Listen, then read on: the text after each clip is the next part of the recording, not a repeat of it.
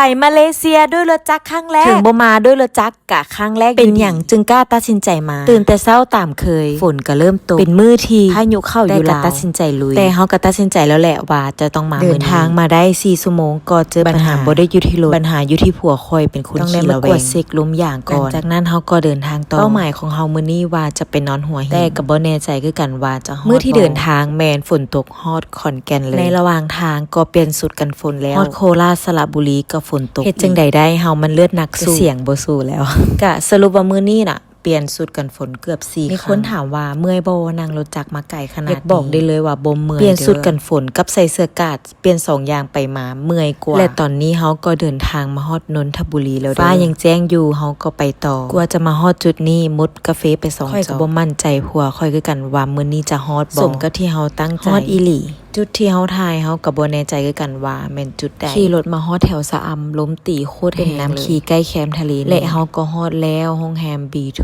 หัวหินขอแนะนำทุกคนเด้อว่าไผจะไปนอนให้ถ่ายวิดีโอเพื่อความสบายใจเพื่อเป็นหลักฐานว่าสิ่งใดมีหรือบ่มีเฮาเห็นอยู่ไทยมีประเด็นเรื่องใดเป่าผมจังใดก็ฝากเตือนและแนะนำกันเด้อเพื่อที่จะบ่ได้มีปัญหาติดตามมือต่อไปเด้อ